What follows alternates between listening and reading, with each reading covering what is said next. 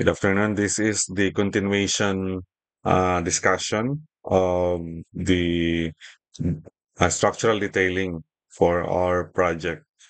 So we finished the design or the detailing of beams and columns, and then we move now to slab. So supposed to be we have to discuss slab first.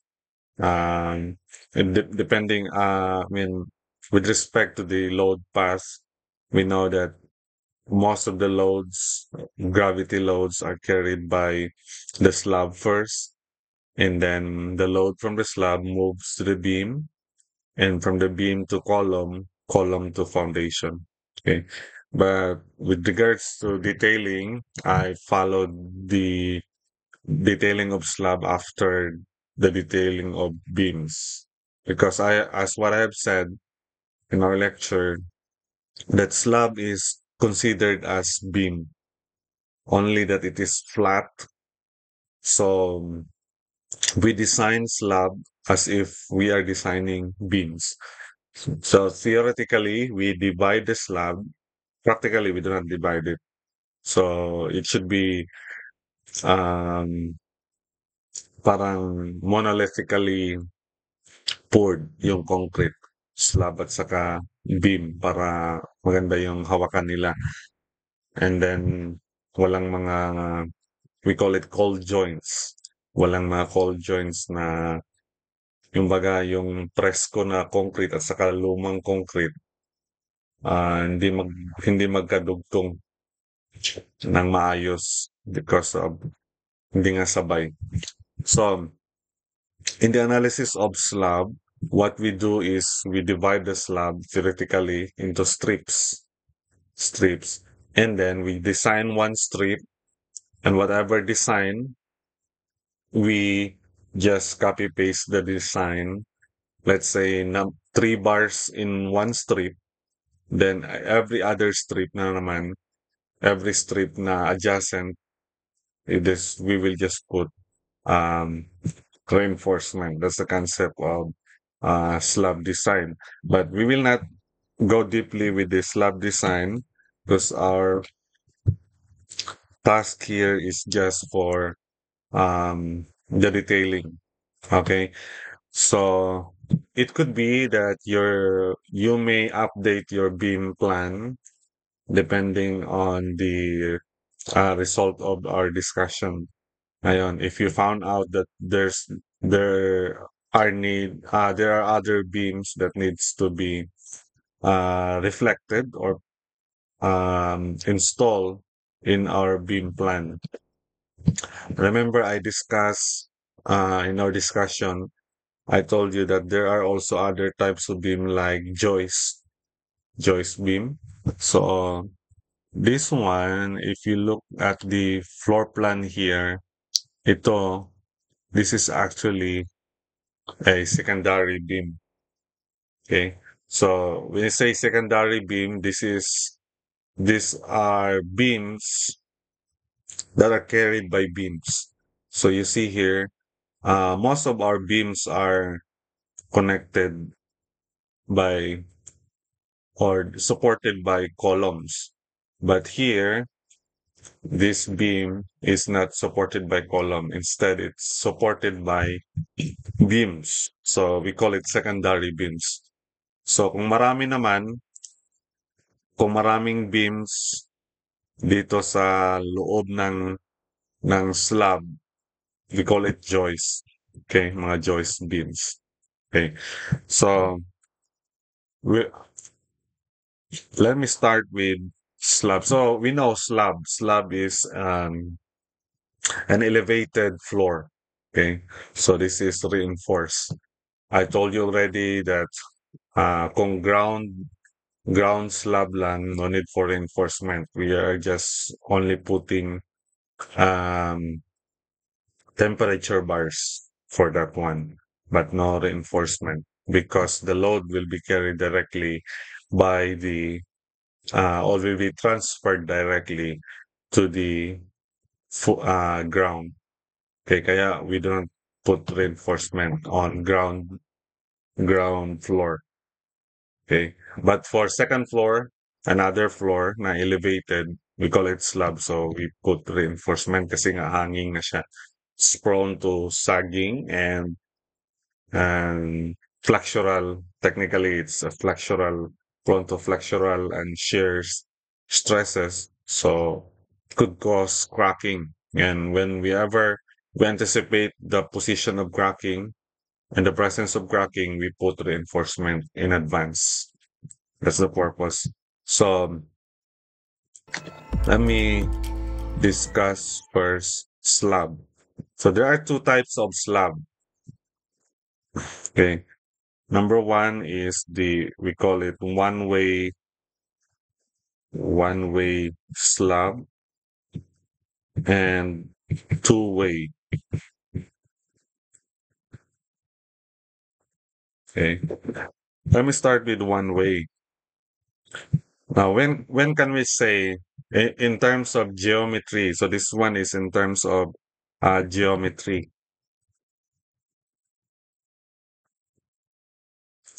When can we say one way or two way? Now, if we have our slab and let's say this is supported by beams, edge supported na. So these are, we say edge supported slab. Meaning, yung edge ng slab natin is mayroong mga beams, perimeter beams.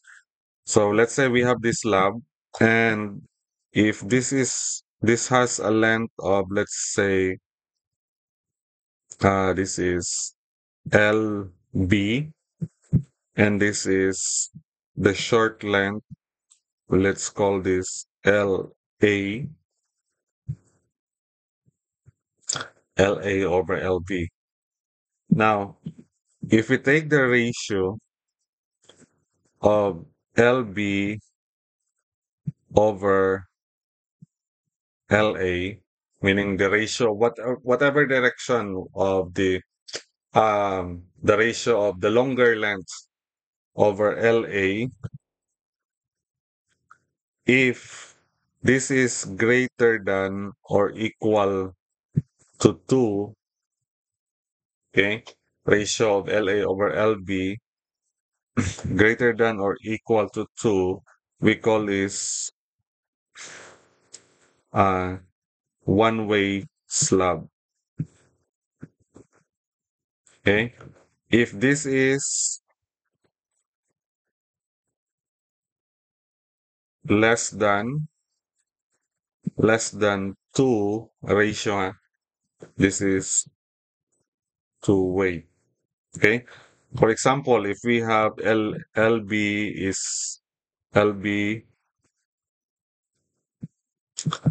equal to let's say 6 meters, okay, and then our LA is equals to 2 meters. So what does it? We have 6/2 is equal to 3. So this is one way, right? So if you see that LA parang ganyan siya. Okay, we have 6/2 meters. Yan. We call it one way. Now, bakit one way? In terms of geometry, but in terms of analysis, bakit one way yan? Now, imagine this. If we have a one-way slab, i-3D ko lang, parang i-ano ko lang, isometric view. Let's say ito yung slab natin. Ayan. Paglagyan natin ng load, let's say meron tayong load dito. This is edge supported, merong support dito, merong support. Yan. Yan. Okay. So, what do you think is the pattern of possible cracking?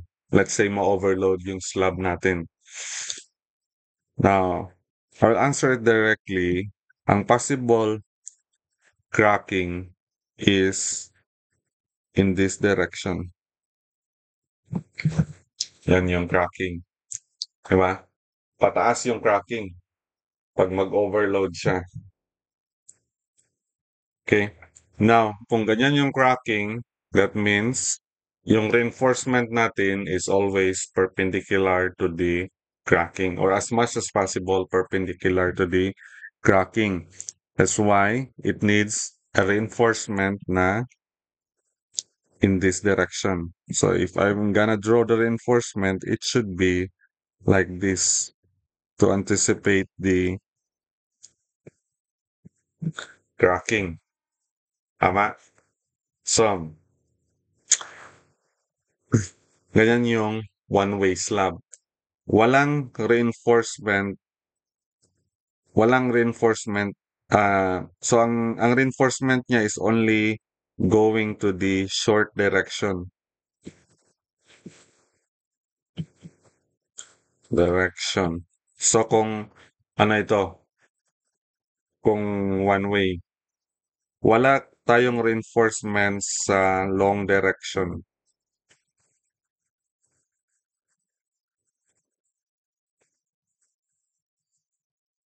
Wala tayong makita na reinforcement. Okay? Mayroon, kung may makita ka sa site na reinforcement, it could be coming, this is, the purpose of it is just for temperature bars. Okay? So, to avoid temperature changes na cracking. Maglagay tayo later. Discuss ko yan mamaya. But for structural cracking, we do not put reinforcement no longer for one way, ha? For one way. Now, kung two-way naman, so let's say balik tayo dito. Ang two-way, less than 2.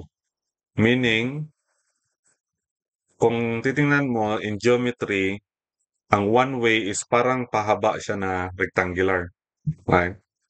Pero pag two-way na naman, is almost close to square. Okay? So kung ganito, ganito na yung slab natin for two-way,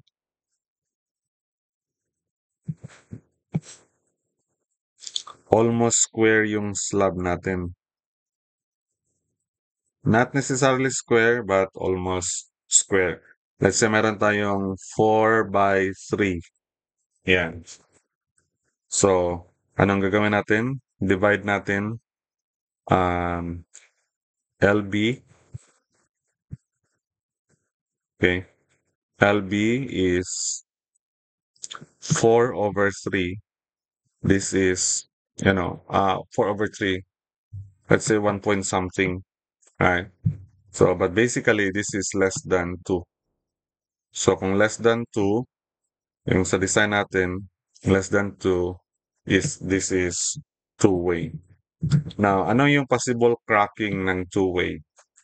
Kasi nga, get back to the concept that we will just put reinforcement whenever there is an anticipated cracking. So, ano yung possible cracking for two-way? It could also be, the cracking could also be two-way. So, we have a cracking in this direction.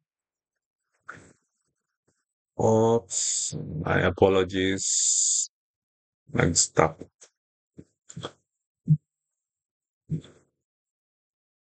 Yeah. Ano ko muna ha? Kasi,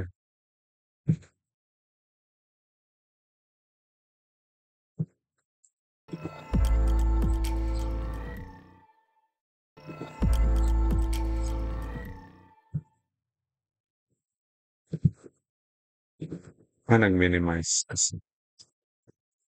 I'm sorry. Yes, got it.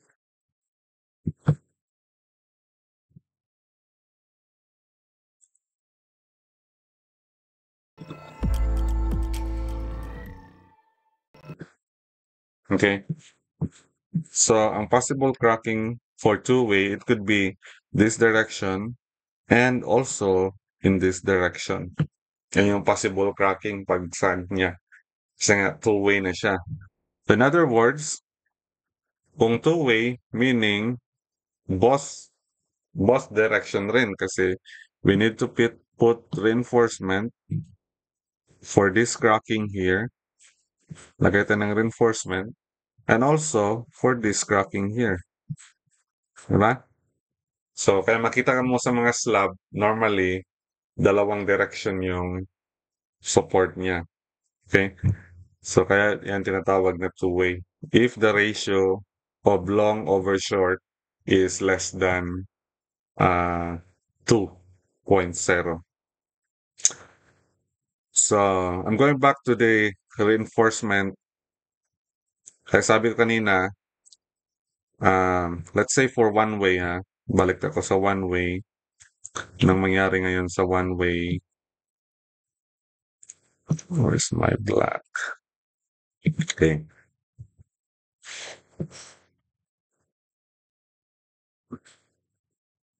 Yan. Ang gagawin natin ngayon sa one way, di ba, sabi ko one way, it should be almost rectangular. So, mag-assume lang tayo ng isang strip. Okay, mag-assume tayo, let's say 1 meter strip.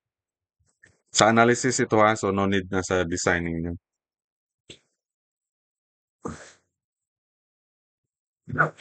I'm just explaining the concept of design. Ito yung slab natin.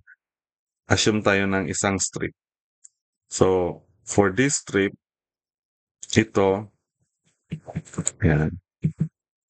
So, ngayon, para na siyang beam. I-design na natin itong strip na ito. Sorry. Strip beam. It's like a beam na isang strip lang. And then, we will design that beam kung ano yung gaya ng reinforcement ng ano. Di ba meron tayong reinforcement ng beam? So, if you look on the side view ng strip natin, and then, ito yung possible reinforcement niya. Parang beam rin siya. Yan, nakadugtong sa beam, sa support niya. Tapos, bend natin sa gitna. Yan. Yan. Diba? So, here, kung ano yung ma-design natin sa strip, ilagay na natin sa lahat.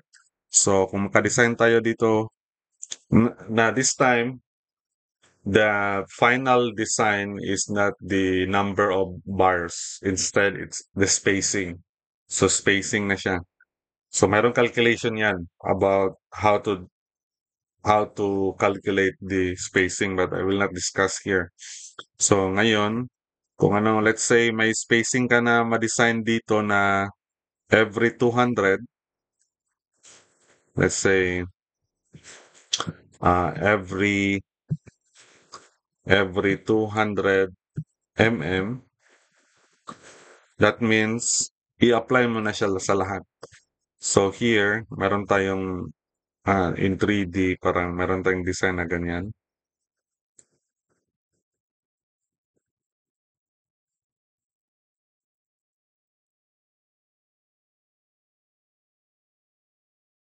So, all throughout na yan, to this direction at saka doon na direction. Okay? All throughout na yan yung spacing natin. So, what do you expect kung two-way? Kung two-way, dalawang direction na siya.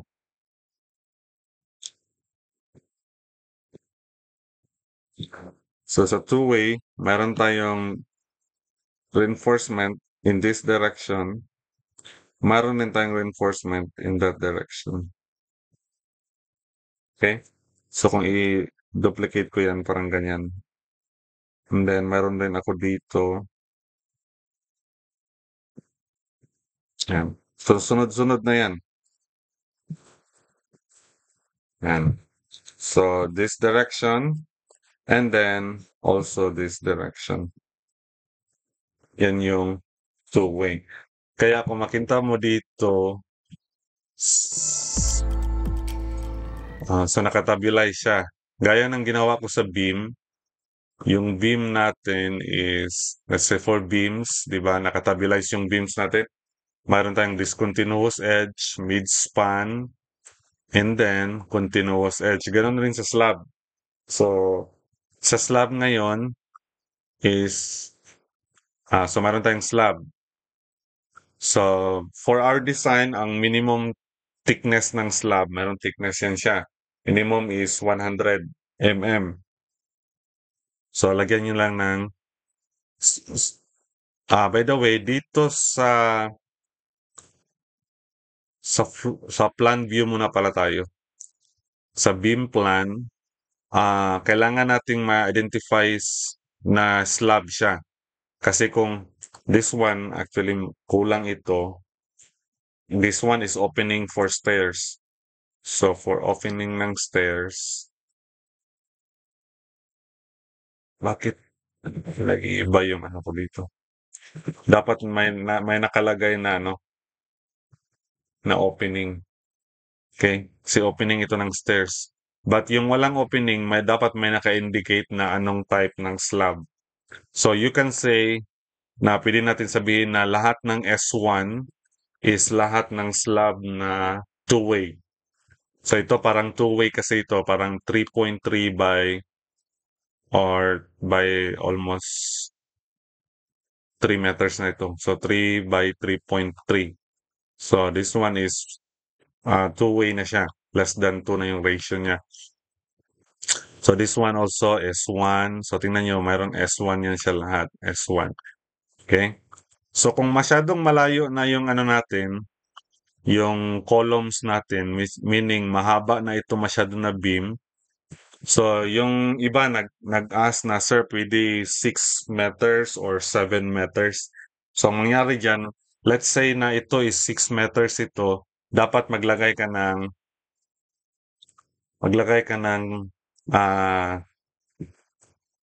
parang secondary beam dito. Okay? Para ang mangyari, yan. And then, okay? So, ito siya, parang secondary beam na yan siya. Masyadong malaki.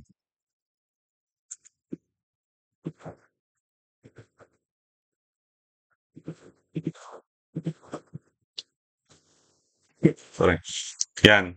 This one is parang secondary beam. So, ang mangyari kung masyado kasing mahaba itong main beam natin, itong main beam, so, it could be na parang yung slab natin is mahaba rin masyado. So, kung malayo yung slab natin, parang maging ano siya, madali lang siya magsag.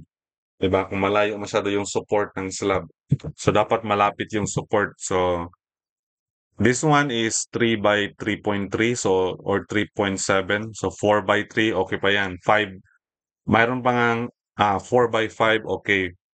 Pero kung 5 by 5, medyo awkward na yung 5 by 5, malayo na masyado.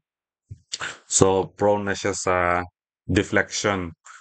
So, ngayon, gagawa tayo ng secondary beam para ang mangyari, mahati rin yung slab natin.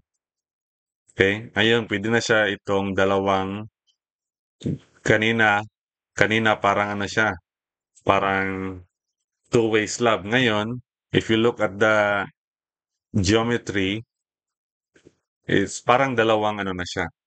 We can say na parang S2 na ito. Kung ang S2 natin is, ang S2 natin is the two-way. So, tingnan nyo. Sorry. One way. Parang one way na pala. Kanina is parang two-way siya. Ngayon, one way na siya. So, tingnan nyo ito mga S2, mga nilagay ko dito na parang mga one-way slab siya. So, let's say, ganito yung orientation ng S2 natin. Ito na slab. So, what do you think is the direction ng reinforcement? So, this one, ang direction ng reinforcement dito is to Y direction. Okay? So, parang ganito. In top view, ito yung mga reinforcement natin. Parang pa ganyan. Okay? Wala lang na proper. But in that way, parang pataas. Dito naman, ang S2 dito ang S2 is saan yung direction ng reinforcement? It should be to the X direction. Okay? Parang ganon. Okay? Yan. But for here, S1, this is a two-way, so the both direction, X at saka Y. Kaya if we look on the detail dito, ang ginawa ko is nag-draw ako ng schedule ng slabs. So, this should be, parang namali ito. S2, S2 is one way. Okay? So, lahat ng S2 is one way. And then, meron tayong 100. And then, top, bottom. Parang yung sa beam, meron tayong top at saka bottom. Kaya nagbe-bend tayo kasi sa gitna, we need bottom bars. Sa support, we need top bars kasi doon yung cracking. Ayan. So, ito yung reinforcement niya. We have for continuous edge, mid-span, discontinuous edge. Ito yung short span. Ito yung long span. Okay? Tingnan nyo ha, itong one way natin, di ba sa one way, ang reinforcement natin is only on the short span. Short span, yung mga maliliit lang, yung reinforcement natin. Kaya tingnan nyo sa long span, ang one way natin na S2, pagdating sa long span, wala tayong reinforcement. Kasi nga, no need for reinforcement na yun siya sa long span. Okay? And then, but for S1, the slab the two-way span, two-way slab, meron siya sa short span, and then meron din tayong sa long span. Okay? So, I think you can just copy this one para malagay sa project ninyo. But in here, you need to update your beam plan. You need to update whenever you need a secondary beam or joist beam na kailangan, kung malaki na masyado yung slab natin, we need to insert secondary beam. Especially deck. If we use a steel deck, nakakita na kayo ng steel deck. Yung mga ano nga, yung steel deck is parang mayroong shape na ganyan, no? Sa side view. Yan, steel yan siya. Steel. Okay? At ito yung concrete.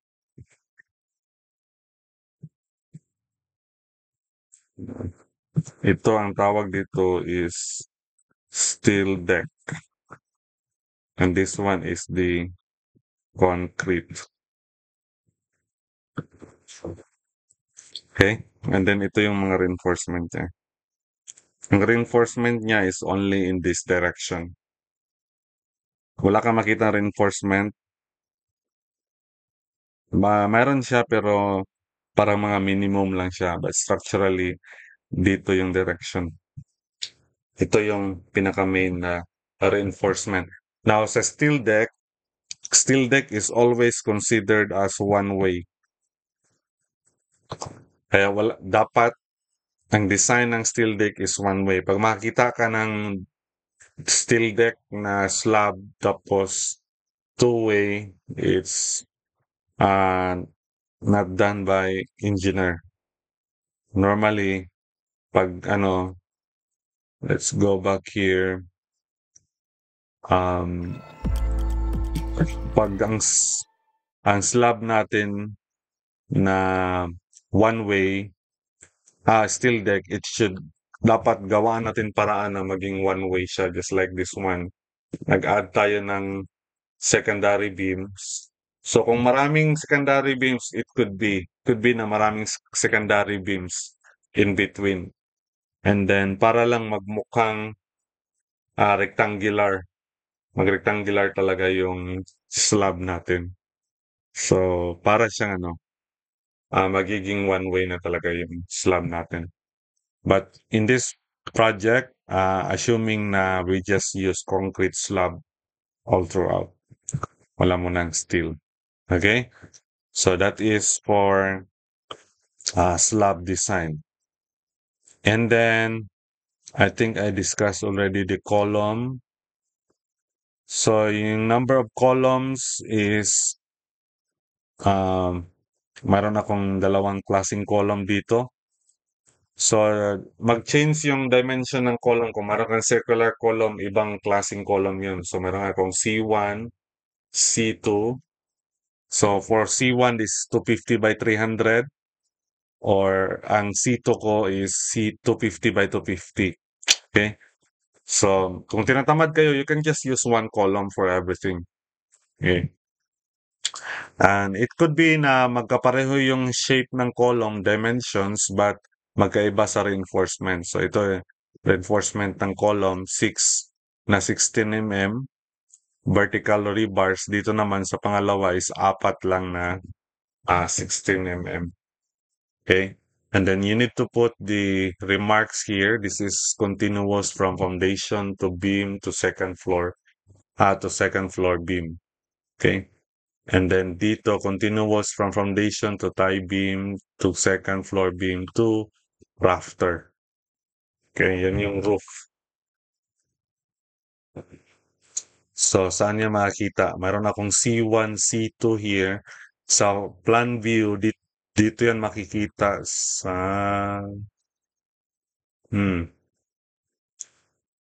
Yan. Dito.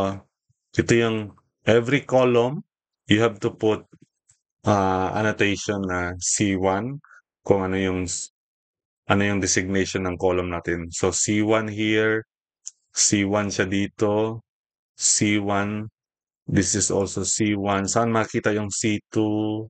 Yan, dito. C2. Yan. Yung maliit na column. Okay? By the way, ito, nakalagay ito sa foundation plan natin. Foundation plan,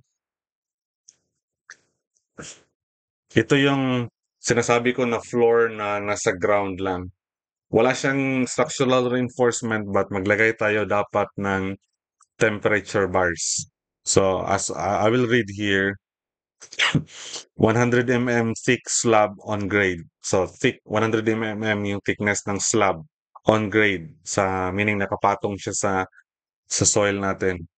On grade, elevation 200 from natural grade line with 10 mm. So we use 10 mm rebars spaced at 400 mm. So every 400 meron tayong 10 mm na rebar. OC. Ano ibig sabihin yan? On center. So yung spacing niya is 400 mm on center. Then BW, it means both ways. So meron tayong in X direction, meron din tayong Y direction. Yun yung ibig sabihin niya. So both way, just like this one, in the illustration here, meron tayong X direction at saka Y direction. Okay? And then compacted gravel bed, yung typical na meron tayong gravel bed.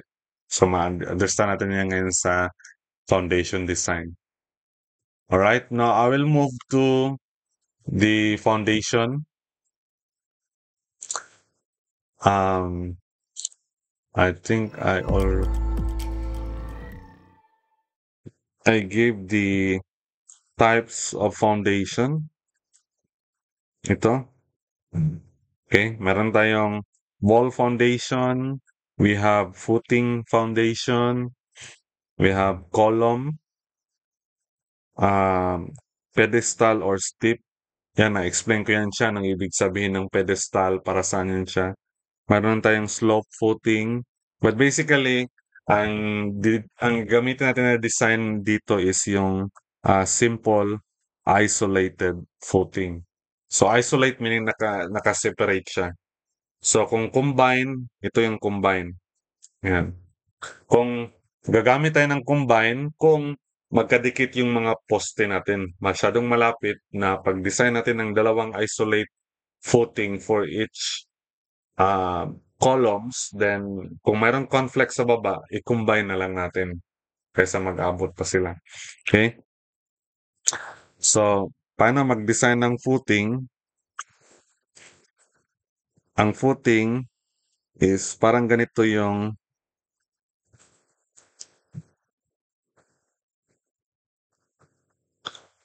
first gawa tayo ng plan view.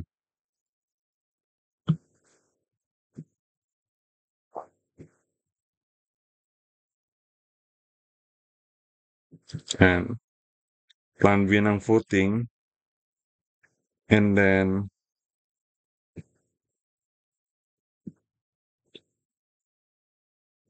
gawa tayo ng section view.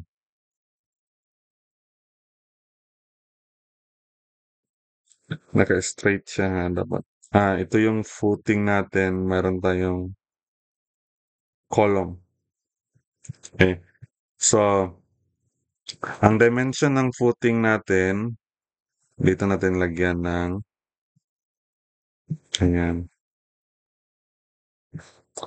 So, we can have 1.5 meters by 1.5 meters. Okay, ito yung column natin na 250 by 250.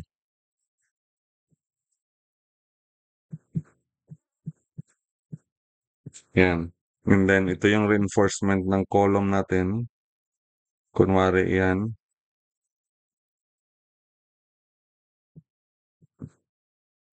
Parang ganyan. Okay. Now, in the section view, you draw the column. Okay. Ito na ngayon yung footing natin. Yan. Yan, lagyan natin yung section. And then yung reinforcement ng column dapat go up to dito.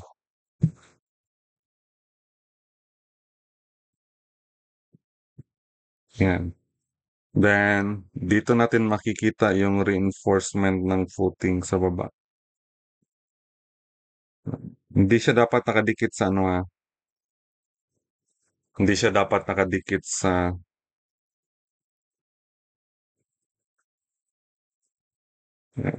ito yung footing reinforcement.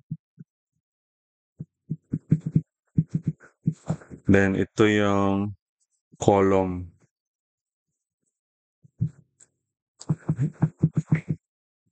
Reinforcement. Yan. Now, the normal question, sir, gaano kalalim dapat yung footing? So, if this is your natural grade line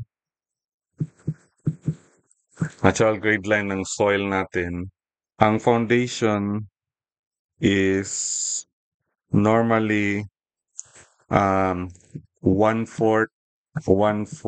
to 1/3 ng height ng building. So ngayon, if ang height ng building natin is 6 meters, kasi we have normally 3 by 3 or 3, let's say 6 meters, divide mo ng 4. 6 divided by 4, this is 1.5. So dapat ang minimum depth nito is 1.5 meters. Ayan. Okay? So gawa ka ng gawa ka muna ng isang typical detail ng footing. And then gawa na lang tayo ng table para sa lahat. And then itong footing natin, mayroon pa itong gravel. So ngayon ito yung by the way, thickness muna tayo. Thickness. Ano ngayon yung magiging thickness ng footing? Okay? So, typical thickness, kung mga 2-story, we can have 200 mm. Yan. thickness ng footing. Ayan. And then, the reinforcement, itong reinforcement natin sa section, ganito siya tingnan sa section. Meron tayong reinforcement in this direction also. Yan, meron tayong ganyan direction. Sa plan view, ang reinforcement niya is parang ganyan. Parang nakamatch siya. Continue ko na lang.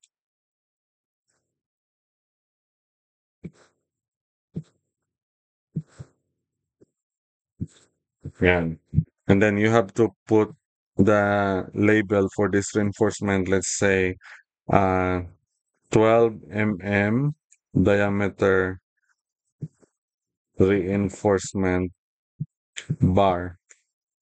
Okay. Sorry.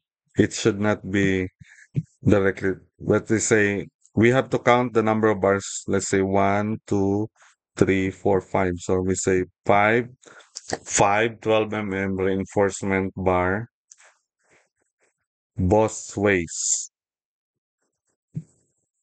No, both direction. Meaning, when you say both direction, in this direction and also this direction. Yan. Ngayon, ipapakita natin yan siya sa... meron na pala ito. Meron na pala akong binigay na ganito. Yan, ito yung reinforcement. Okay? So, you just have to redo this one. And then, ito yung rebars along short direction. Meron na ring rebars along long direction. Okay? Now, gagawa lang tayo ng table. Let's say, punta natin sa schedule of footings. Ito yung schedule ng footings. Okay? So, meron ding the same sa beam, meron tayong markings na B1, di ba? B1, B2, B3. Sa footing, meron rin F1, F2, F3. So, tingnan nyo, ang every marking magka-iba. So, kung sa feel ninyo, kasi wala pa tayong designing, kung feel ninyo dapat malaki yung footing dyan kasi mabigat yung kinikerry niya, you can put F1. And then yung may mga footing naman na maliit lang yung kinikerry niya, we can use F2, another F3. So yan, magkaiba-iba yan. And then, kaya dito sa foundation plan ko, meron akong F1. So ito yung green, yan. Yan yung footing na sign. So meron akong F1. F1, about dito, naging F2 siya. Sa balcony kasi ito, F2. Ito naman, F3. Kasi nakaibang, ano siya, naka-offset naman siya. Sa gilid yung column, hindi sa gitna. So, ibang design rin yan. Okay? But we can just, for the sake of building design lang muna, building construction lang muna, is we can just put this directly. So, F1, F2, F3. So, you have to identify different types of footing. So, remember ha, hindi pwede yung footing lalagpas doon. So, di ba firewall ito? So, hindi siya dapat lalagpas yung footing. Kahit ilalim na yan, hindi pwede tayo mag-excavate beyond sa lote natin. Okay, so, kaya dito naka-offset. Ito yung poste, pero yung footing natin sa baba ano siya, offset siya. Hindi sa gitna. Kasi nga, we cannot excavate.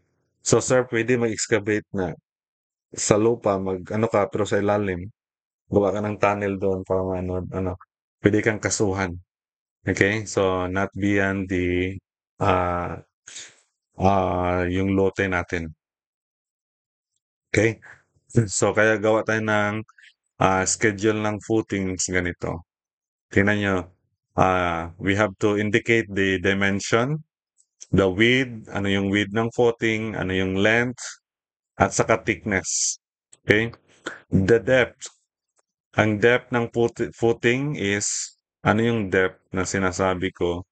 Ito yun siya. Okay? Yan. Depth from top ng footing to the natural grade line. Or pwede rin siya from to the bottom. Depende sa paggagawa nyo dito. Okay? But here, from top of the footing to the natural grade line. And then you have to add the thickness of footing. Okay? Sa ilalim pala ng footing, okay, dapat maglagay tayo ng 100 mm thick gravel bed. Okay, merong gravel bed na ilagay dyan, gravel. Yan, para pagbuhos, hindi diretso sa lupa yung concrete. Kasi ang lupa, it could absorb moisture pa yung lupa. Ma-absorb pa niya yung moisture ng concrete. You will learn that later sa design. No advantage yan. But lagay lang tayo ng minimum. So, going back to the footing, schedule ng footing is ito. Ano yun? Yan. So, meron tayong rebars along short direction, along long direction. Top bars. Itong top bars, di ba saan yung cracking? Doon tayo maglagay. So, most of the cracking ng footing is nasa bottom. Maglagay lang tayo ng top bars ah, kung kailangan na talaga sa mga mabibigat na mga foundation, na mga construction. So it needs a thicker foundation. And then dapat the thicker the concrete, you need mas prone na siya sa crackings. So sometimes merong mga cases na maglagay tayo ng top bars. Okay? Especially kung ang design natin is yung mga matte footing, matte foundations. Merong mga combined footing, merong top bars. But for isolated footing, normally bottom bars lang yan. So since we're using isolated footing here, we do not indicate the rebars for the top bars. Okay? Unlike beams, di ba, merong top bars, merong bottom. Same with the slab top, bottom. So yung cracking, it could appear at the bottom or at the top. It depends on the location. So yan lang yung schedule ng footing. I think I will cut here and then for the next video, I will discuss the uh, roof framing. Okay? So, yun lang yung gagawin natin. Gawin ninyo. I already gave the typical beam detail, typical footing detail. And then, I think you are ready to prepare the structural. Except for the roof framing, I will discuss in the next video. Okay? Thank you.